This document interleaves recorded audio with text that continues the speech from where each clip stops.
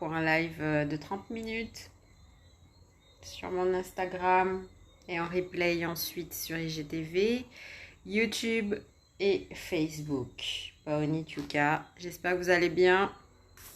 Alors, que puis-je faire pour vous aujourd'hui ou qu'est-ce que vous avez fait pour quelqu'un d'autre aujourd'hui? Vous commencez à connaître mon objectif phare. Donc bonsoir, j'espère que vous allez bien. On est là pour 30 minutes, il est 20h58.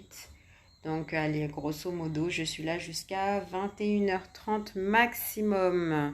Le live d'hier, j'ai fait 53 minutes à peu près, donc j'ai dépassé, mais parce que le sujet était intéressant et qu'il y a eu beaucoup d'interactions avec vous, ce dont je vous remercie. Donc, mais là, ce soir, je vais essayer de me tenir aux 30 minutes.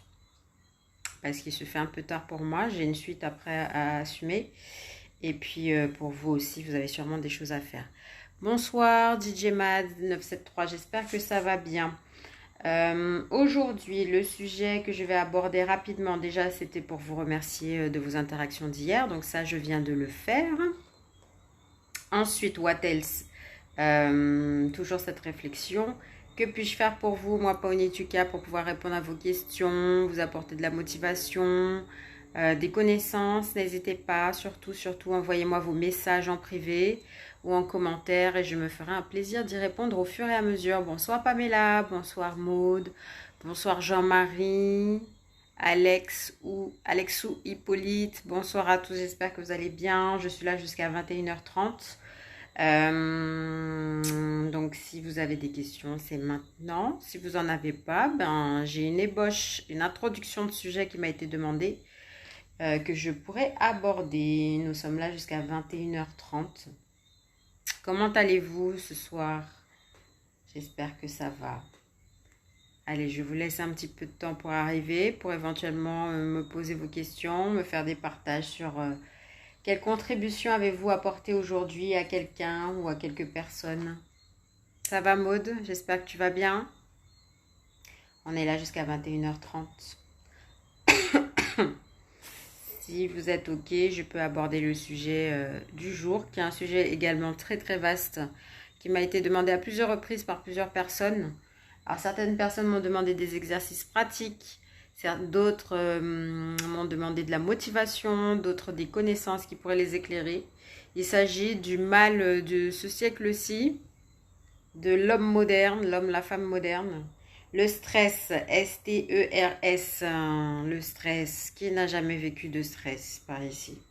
Qui n'a jamais vécu de stress? Tout le monde a vécu du stress, tout le monde vit du stress. Et donc du coup, c'était pour partager avec vous quelques points sur le stress en 30 minutes. Bien sûr, 30 minutes, ce ne sera jamais suffisant pour aborder tous les aspects du stress. Mais je peux peut-être vous donner quelques pépites pour vous aider à mener des réflexions ou des références pour pouvoir réfléchir à comment... Ah oui, je vais bien, merci Maude. Ça va bien, moi aussi. Il se fait un petit peu tard, mais j'essaye de tenir mon engagement. Je me suis dit je ferai un live par jour. Donc, je suis là, contre vents et marées. Et aujourd'hui, on va parler du stress, si vous êtes d'accord. Parce qu'effectivement, beaucoup de personnes m'ont demandé comment on peut faire pour gérer le stress. Est-ce que tu peux nous donner des outils? Maude, je vois que tu dis, je voudrais que tu nous parles de la joie, comment la garder. Alors, si tu veux bien, ça c'est quelque chose, c'est un sujet que je vais garder et puis que je ferai un live demain. Demain soir, je fais un live dessus. 30 minutes demain sur la joie. Ça te va? Comment garder sa joie? Merci pour le partage. Je vais en parler demain. Demain, nous sommes jeudi. Non, mercredi. Oula, je connais plus les jours. Donc, on fera ça. Pour ce soir, j'ai préparé une petite ébauche sur le stress. Donc, on va y aller si vous n'avez pas d'autres questions. Alors, moi, ce que j'aime bien faire, c'est toujours chercher la définition. Parce que pour savoir comment gérer ou comment se prémunir contre quelque chose ou comment faire pour monter en compétence, etc., c'est bien de savoir à quoi on s'attaque exactement. Qu'est-ce que ça signifie derrière? Et souvent, le fait d'aller chercher les définitions, ça nous aide vraiment à chercher les bonnes réponses parce qu'on ne se trompe pas de sujet, on sait exactement où mettre son focus. Et quand je regarde, il y a plusieurs définitions, mais il y en a une que j'aime bien. Il y a eu plusieurs choses qui sont ressorties. J'ai pris des notes, donc c'est pour ça que je regarde en bas. Le stress est un décalage entre ce que l'on perçoit comme exigence émanant de notre environnement par rapport à ce que l'on perçoit des ressources que l'on pourrait avoir pour y répondre. Alors, je répète, le stress est un décalage entre deux perceptions qu'on a. La perception des exigences que nous fait l'environnement. Alors, ça peut être social ou notre mode de vie, etc. Bonsoir, bonsoir. M-Light, Yana, comment ça va? Et aujourd'hui, on parle du stress. Donc, un décalage entre deux perceptions. La perception de ce qui m'est exigé, ce qui m'est demandé, des attentes, etc. Et par rapport à la perception que j'ai de mes ressources. Est-ce que j'ai assez de temps? Est-ce que j'ai assez d'énergie? Est-ce que j'ai assez d'argent? Est-ce que j'ai assez de motivation pour pouvoir répondre à ces attentes? Et le stress, c'est le décalage entre les deux. Quand il y a un fort décalage entre les deux, entre les exigences que l'on peut se mettre aussi à soi-même ou que l'entourage peut nous mettre et notre sentiment de pouvoir y répondre. Coucou, coucou, j'espère que tu vas bien, Sam. Alors, et du coup, il y a énormément de stress dans notre société actuelle. Peut-être parce que justement, on va réfléchir à ces deux points, attente et ressources. Et peut-être que déjà d'une part, on se met soi-même de grandes attentes, de trop fortes attentes, avec des intentions positives ou pas, hein, c'est pas la question. Mais peut-être qu'on a énormément d'exigences envers soi-même, ou peut-être aussi que notre environnement professionnel, familial, amical, peu importe, nos divers domaines, nos divers environnements, nos différents cercles, va aussi peut-être avoir des exigences ou des attentes très élevées de productivité, de performance, de perfection, même dans la vie personnelle. Les mamans, elles veulent être des mamans parfaites, etc. On a cette tendance aujourd'hui à vouloir être parfait, à performer pour être toujours à la page, etc. Donc du coup, en face, on a une autre perception qui crée ce décalage et donc qui crée ce stress. C'est peut-être aussi de ne pas avoir assez de ressources, soit même à l'intérieur de soi, donc la vision qu'on a de soi. Est-ce que je vais y arriver? Peut-être que je n'ai pas assez confiance en moi. Peut-être que je ne mérite pas aussi de réussir. Donc peut-être que ça me crée du stress, la peur de l'échec ou même la pression de la réussite. Ou peut-être que j'ai une mauvaise vision de moi. J'ai une basse vision de mes capacités, de mes aptitudes, de mes compétences. Et donc on a ce décalage-là qui va créer du stress entre des fortes attentes, des fortes exigences qui sont perçues. Hein, ça peut être juste de la perception, c'est pas forcément réel, mais voilà. Et la perception qu'on a de soi-même. Est-ce que je suis capable de faire face à toutes ces attentes, toutes ces exigences? Et plus on a un décalage, plus les attentes vont être énormes et plus notre vision de nous-mêmes va être basse, on a ce fort décalage et plus ça va créer du stress.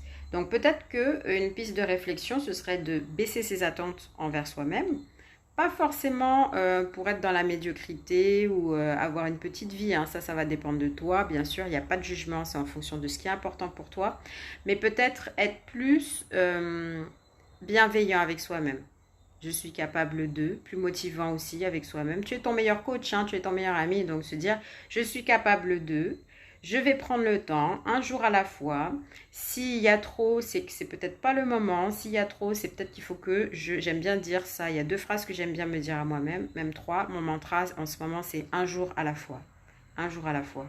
Pas trop de choses, pas trop de speed. L'idée, c'est d'aller bien, c'est pas d'aller vite.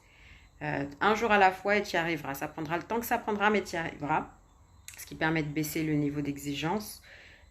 Et de monter son niveau de confiance en soi. Donc un jour à la fois. Qu'est-ce que j'aime bien me dire d'autre? Un éléphant se mange une bouchée à la fois. C'est-à-dire que ton projet il peut être waouh, c'est pas le problème. Mais peut-être que tu te mets trop d'exigences en termes de délai, de timing, d'organisation, d'occupation à faire en même temps. Peut-être à revoir ça. Ou bien couper le saucisson en petits morceaux. Un saucisson, tu ne le manges pas d'un coup, tu vois. Tu vas couper en petites tranches et tu vas manger une tranche après l'autre. Tu vas prendre le temps d'apprécier. Prends le temps de couper en petits morceaux ton projet waouh et d'apprécier un jour après l'autre. Ça va te permettre d'avoir des attentes peut-être plus abordables, que tu vas mieux gérer. Ça va te permettre aussi d'avoir une vision de toi plus confiante. De te dire, ouais, allez, un jour j'ai réussi, et petit à petit, tu y vas, tu vois. Et donc, peut-être de baisser ton niveau de stress. Ce serait ça la piste, en fait, par rapport au stress, puisque on a pour habitude de dire, par exemple, j'ai lu plusieurs choses sur Internet, mais notamment que le stress, ce serait le syndrome général de suradaptation. Donc, vous voyez, on a tendance, plus on est stressé, plus cela veut dire qu'on cumule vraiment un schéma de suradaptation à des exigences professionnelles, familiales, sociales, et aussi qu'on cumule peut-être un schéma de mauvaise vision de soi, mauvaise confiance en soi, mauvais amour de soi peut-être aussi, de ne pas se donner le temps, de ne pas prendre le temps, de ne pas se faire confiance, etc. Donc l'idéal serait effectivement, pour pouvoir vivre moins de stress, faire un travail sur ces deux côtés de l'équation. Peut-être revoir le niveau de ses attentes, ses exigences, être plus bienveillant avec soi-même, davantage bienveillant, et avoir une meilleure confiance en soi, des objectifs peut-être pas un but plus petit, mais des étapes peut-être plus petites pour pouvoir y arriver, pas se mettre trop de pression. Qu'est-ce que je peux vous dire d'autre sur le stress? Il existe deux types de stress parce qu'à la base, le stress, c'est carrément une réaction physiologique, c'est pas que psychologique. Alors, si on doit expliquer au niveau scientifique, c'est un agent déclencheur, en fait, un stimulus qu'on va percevoir comme un danger, comme quelque chose qui nous met en situation d'inconfort. Et du coup, il y a trois types de réactions physiologiques et aussi psychologiques. Il y a la réaction de fuite par rapport à un danger, donc ça nous crée une réaction physiologique et on va peut-être fuir. On peut aussi lutter, faire face, donc agresser, être en colère, etc. Ou on peut aussi être dans l'inhibition, c'est-à-dire que dès qu'on peut avoir un coup de stress, certaines personnes vont tout d'un coup se figer et ne plus rien dire, ne plus rien faire, etc. Être incapable d'être dans l'action. Ça vient de réactions vraiment hormonales. Donc le stress, c'est pas que dans la tête, c'est aussi physique. Et ça me permet de rebondir pour ceux qui m'ont demandé quels outils. Je pourrais faire d'autres lives avec des outils bien spécifiques pour la gestion du stress au niveau du physique. Mais un bon moyen, là je vous ai parlé de pistes de réflexion dans le mental, sur nos attentes, sur notre confiance en nous. Mais effectivement, puisque le stress aussi se traduit dans le corps, puisque ce sont des réactions hormonales, c'est des choses que l'on ressent dans son corps, ou des fois on ne ressent pas, mais ça existe quand même dans le corps. Et c'est là où on fait des burn-out, des crises d'angoisse, etc., des phobies. Il serait intéressant aussi peut-être de agir sur le physique. Donc, on ne refait pas la roue. Je ne vais pas vous apprendre de nouvelles choses. Plus tu vas faire du sport et mieux tu géreras ton stress. Tu vois? Attention, parce que si tu as des attentes très très fortes sur tes résultats en sport et que tu as une vision de toi où tu vas peut-être vouloir faire plus parce que tu te sens incapable ou te démotiver parce que tu te sens incapable des exigences que tu te mets, dans le sport, tu peux aussi créer du stress. Ok?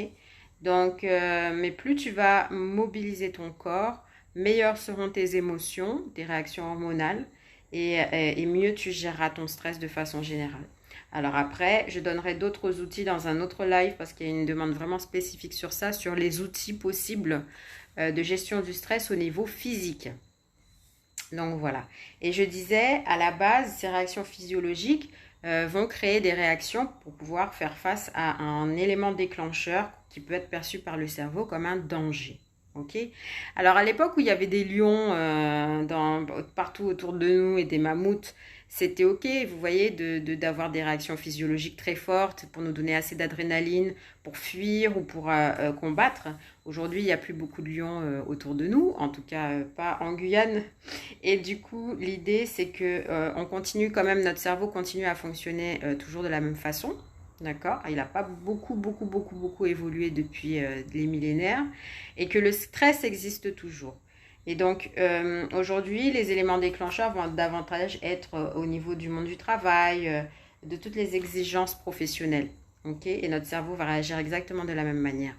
Sauf qu'à la base, on voit que le stress était là pour nous créer une réaction physiologique pour pouvoir survivre. D'accord? Donc, il y avait du bon stress. Il y a un côté positif au stress. Et le stress est là pour nous stimuler. Par contre, il peut devenir négatif et nous couper de nos moyens quand on n'arrive pas à le gérer ou quand il est trop cumulé, quand il y a une trop grosse somme depuis longtemps de stress et à un moment donné, ça fait baisser nos performances et donc nos moyens. Donc faites très attention à ça. Le stress n'est pas forcément négatif. Avoir une petite dose d'adrénaline avant de monter sur scène, avant de faire une conférence, avant un examen, ça nous permet de rester en éveil et peut-être quand c'est bien géré, d'optimiser nos performances. Maintenant, quand on n'arrive pas à le gérer, effectivement, ça peut se retourner contre nous. Donc, tout est question d'équilibre et d'arriver à gérer ses émotions, ses réactions physiologiques et son mindset, son état d'esprit. Ok ? Donc, quoi dire d'autre que le stress est cumulatif? Je vous l'ai dit, c'est quelque chose qui se cumule au fur et à mesure. Ok. Qu'est-ce que je pourrais vous dire d'autre pour ce soir?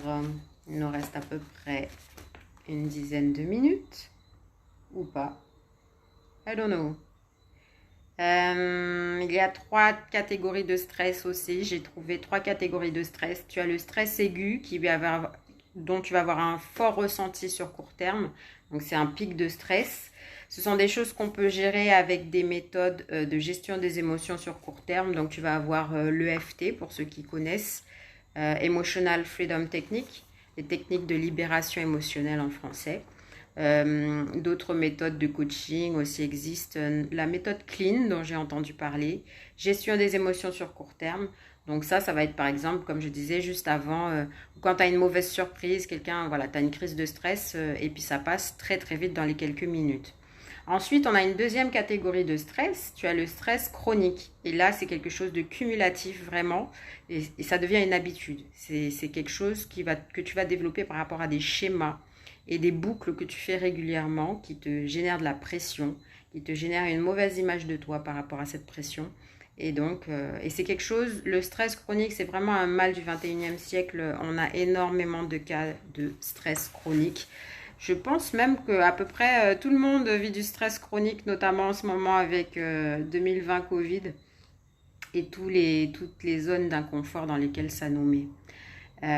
Et puis tu as le stress vraiment très particulier qui s'appelle le stress post-traumatique. Et là, on est vraiment dans des accompagnements avec des thérapies et des accompagnements bien spécifiques et des thérapeutes professionnels. Donc là, on est vraiment suite à un traumatisme très très fort.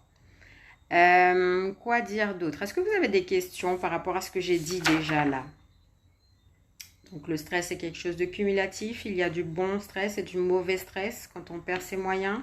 Le stress est un syndrome d'adaptation, de suradaptation. À la base, il y a une réaction physiologique par rapport à un élément déclencheur perçu comme un danger. Est-ce que vous avez d'autres questions, les amis? Des questions par rapport au stress, à ce que j'ai dit? Après, en coaching, puisque moi, je prêche pour ma paroisse, je suis future coach, n'est-ce pas, certifiée ICF.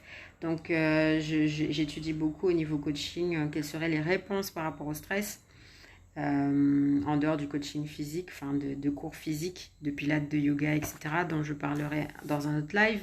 Il y a toute la dimension état d'esprit. Et donc, le coaching propose il y a plusieurs outils en coaching dont je pourrais vous parler si ça vous intéresse. Mais voilà, qu'est-ce que je peux vous dire d'autre? Que plus votre niveau d'exigence sera élevé et votre perception de vos capacités à y répondre sera bas, plus vous aurez du stress. Donc l'idée, c'est de baisser son niveau d'exigence à un moment donné, peut-être, et augmenter la perception de soi et les moyens que l'on se donne, donc en termes de temps, d'énergie, se reposer davantage, prendre peut-être des délais plus longs pour réaliser ses objectifs, peut-être mettre moins d'argent dans un projet ou peut-être mettre plus d'argent, revoir en fait ces différents éléments. Ça peut t'aider notamment à baisser la pression. Ça m'arrive aussi à moi régulièrement. D'où l'importance de pouvoir tenir un agenda, de connaître ses priorités aussi. Parce que comme je dis, on n'a pas de problème de temps, souvent on a un problème de priorité. Qu'est-ce que je peux vous dire d'autre les amis? Est-ce que ça va? Ah, tu en as une? Maude, vas-y, je t'écoute. Si tu as une question, I'm there for you. Hello Junior. Ah, il y a du monde qui nous a rejoint. Bonsoir Magali. Il y a Jordan aussi, très bon dessinateur.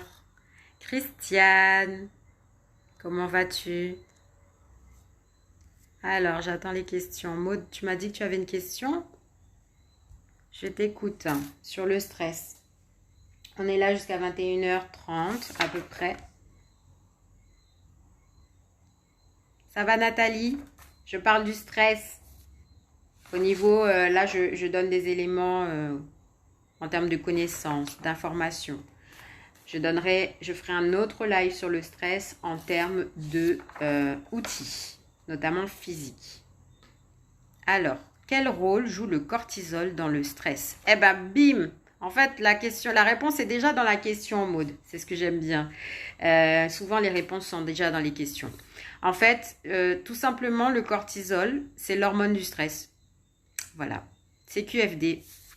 Le stress, c'est créé par le cortisol. Voilà. Donc, du coup, au niveau scientifique et physiologique, pour avoir des mots un peu plus savants, l'idéal, c'est de baisser ton niveau de cortisol pour avoir une sensation de détente, en fait. Et du coup, d'augmenter les hormones telles que l'ocytocine, l'adrénaline aussi, mais attention, l'adrénaline, ça peut être à double penchant. Adrénaline, ocytocine, tous ces trucs-là. Et comment on fait ça? L'ocytocine, c'est l'hormone du plaisir, de la tendresse. L'adrénaline, c'est celle que tu vas trouver dans le sport. D'accord, les sensations fortes. Donc tout ce qui est sport, activité physique, activité sociale aussi, où tu éprouves du plaisir, tu échanges, tu partages. Activité aussi de tendresse. Là, je ne vais pas vous donner plus d'éléments. Je pense que vous saurez trouver les pistes en activité de tendresse pour augmenter son niveau d'ocytocine. Donc voilà, quoi d'autre? Le cortisol. Effectivement, le cortisol, c'est l'hormone du stress. Et plus tu as un niveau élevé de cortisol, plus tu es stressé. Ok? La respiration aussi. Et je parlerai de tout ça, comme je vous disais, au niveau physique, la gestion du stress, des outils physiques. La respiration est très importante dans la gestion du stress.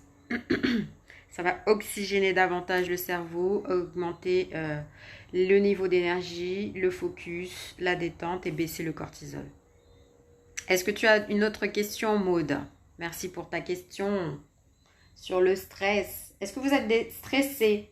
Allez, je vous fais participer un petit peu si vous avez envie. On est là jusqu'à 21h30.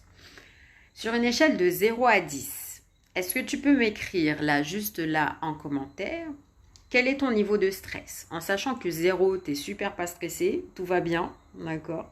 Tu planes, le monde est parfait. Et 10, c'était au bord de la crise de nerfs. Donc, sur une échelle de 0 à 10, toi qui me regardes aujourd'hui, tu as combien à ton niveau de stress? Je vous laisse un petit peu répondre et après je partagerai avec vous mon niveau de stress. De la journée d'aujourd'hui ou de maintenant? Oui, parfois je me sens stressée. Et oui, beaucoup. Nathalie est beaucoup. Elle dit qu'elle est très stressée. 5, c'est pas mal quand même, hein? 5, on n'est pas dans le gros stress, mais on est quand même dans un stress. Hein. Magali me dit 8. Ah, il y a un fort niveau de stress quand même. Alors l'idée, c'est d'essayer de comprendre d'où vient ce stress par rapport à ce que je vous ai dit. Peut-être que dans votre environnement social, peut-être que physique aussi pour certaines personnes, peut-être que dans votre environnement professionnel ou familial, il y a des éléments déclencheurs de stress, ou peut-être aussi que c'est vous, la perception que vous avez des attentes peut-être que les autres auraient de vous, que vous croyez vous que les autres attendent énormément de choses, et on se rend compte souvent quand on fait de la prise de recul, que souvent c'est nous-mêmes qui nous mettons un niveau d'exigence très haut, alors que si on faisait peut-être un peu moins parfaitement, les gens ne s'en rendraient peut-être même pas compte. Voilà.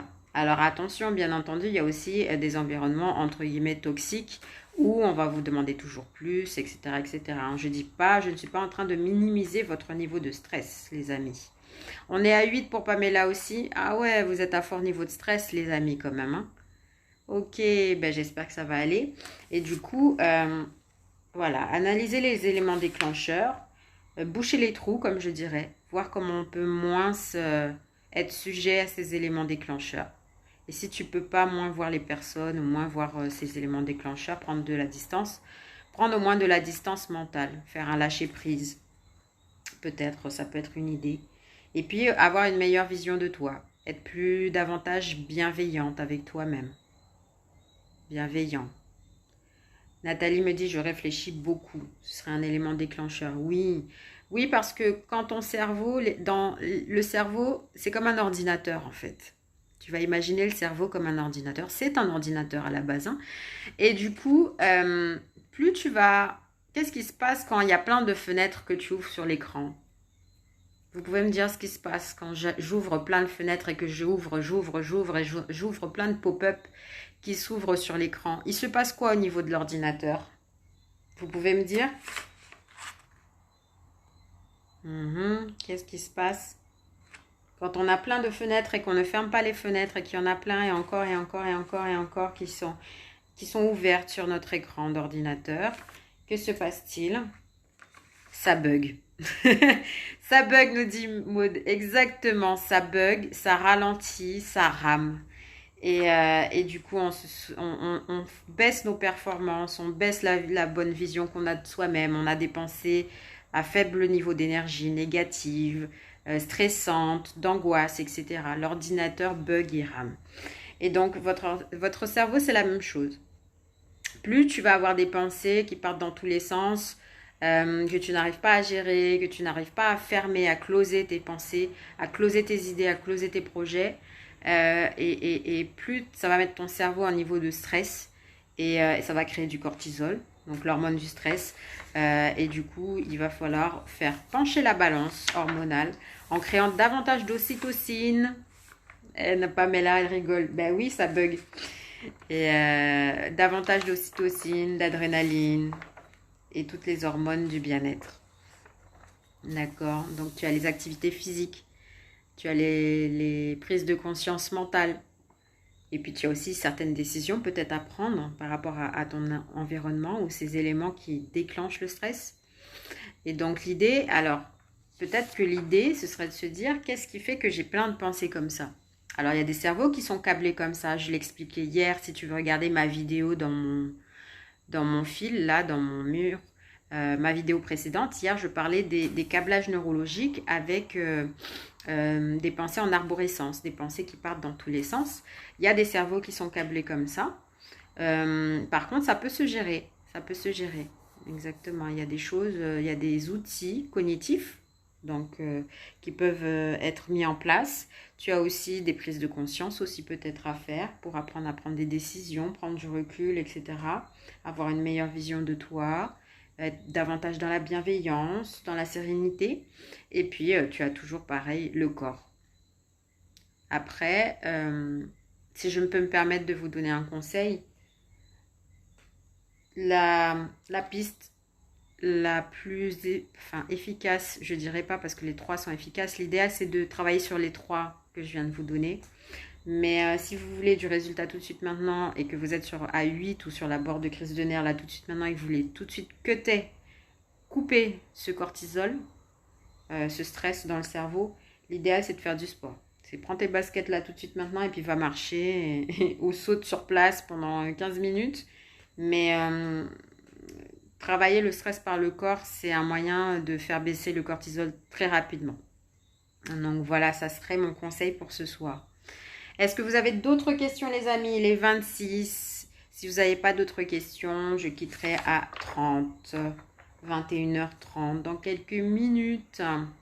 Alors, j'ai vu que vous étiez très stressés. Donc j'espère que ça ne va pas vous empêcher de dormir ce soir. Nous ne sommes que mardi. Alors, il y a ça aussi, hein. Il y a des études qui ont montré qu'on était très stressés en début de semaine parce que on reçoit tous nos mails, toutes nos relances, tous nos appels le lundi, mardi. Et puis après, la fin de la semaine, quoique la fin de la semaine, on veut vite boucler ses dossiers ou ses tâches. Alors en fait, finalement, on se retrouve tout le temps stressé. Mais je fais du sport. Alors effectivement, c'est très bien déjà. C'est bien, tu pars pas de zéro, Nathalie. Alors peut-être qu'il faudrait voir au niveau mindset, état d'esprit, gestion des pensées, gestion de l'image de soi. À ce moment-là, ce serait des pistes. Et ça, je pourrais en parler dans d'autres lives. si tu le souhaites. Est-ce que tu veux que j'en parle dans d'autres lives? Je pourrais faire sur un live par point. Un live sur le point outils au niveau physique, respiration et autres activités pour gérer le stress. Je pourrais faire un live sur le mindset, la confiance en soi, s'imposer des exigences, etc. Comment gérer les exigences qu'on s'impose. Et puis, c'était quoi le troisième? État d'esprit, exigence et physique. Ouais, c'était ça. Hein. Ok, bah je ferai 3 lives pour ça. Avec plaisir. Avec plaisir. Et je n'oublie pas Maude, demain soir, je parle de la joie à la demande de Maude. Comment peut-on faire, si je me souviens, pour garder la joie, maintenir la joie au quotidien, contre vents et marées? Ok, ce sera le sujet de demain soir, si vous êtes d'accord. Il nous reste 2 minutes. Est-ce que vous voulez participer, dire quelque chose? Ah, Maude, peut-on extraire le stress définitivement de sa vie? Non. Voilà, j'ai répondu. Merci, au revoir. Non, tu peux pas. C'est comme si tu disais, est-ce que je peux enlever la joie définitivement de ma vie? En fait, comme je l'ai dit tout à l'heure, mais on pourra en reparler si tu veux, hein, ça fait partie aussi de ta physiologie. Et si ça fait partie de ta physiologie, c'est que dans tes gènes, ça a été mis en place, ça a été programmé. Et si ça a été programmé dans tes gènes et que ça continue à exister dans tes gènes et dans ton physique, c'est que ça fait partie d'un besoin de notre survie d'espèce humaine. Si on n'avait pas eu à un moment donné, comme je disais, ces réactions physiologiques de stress face à des lions, des mammouths, des dangers pour courir, chasser, sauter, se battre, défendre son territoire, trouver une caverne, manger un lion, etc., on ne serait pas là à parler devant des écrans, etc. On ne serait pas ce qu'on est aujourd'hui. Donc à un moment donné, le stress, comme je disais, il y a une raison positive au stress. Aujourd'hui, peut-être qu'on n'arrive pas à le gérer parce qu'on a des exigences et des attentes invisibles et peut-être trop fortes par rapport à des estimes de soi et des activités physiques trop basses. Ok? Ok, bah, je pense que c'est tout. Demain, on parlera de la joie. Ok, demain soir, je ferai un live de 30 minutes sur la joie. Je vous remercie d'être là. Je vous remercie pour ceux qui sont présents, assidus et qui participent. Même si tu n'es pas présent tout le temps et que tu n'es pas assidu, je te remercie aussi. Je vous souhaite une excellente soirée. Et puis, surtout, n'oubliez pas, faites en sorte de prendre soin de votre cerveau, de votre ordinateur. Fermez régulièrement les fenêtres, toutes ces pensées. Respirez, faites des nettoyages de disques durs et pensez à bouger votre corps. Ça va vous aider dans la gestion du stress. Je vous souhaite une bonne soirée. Bisous, bye!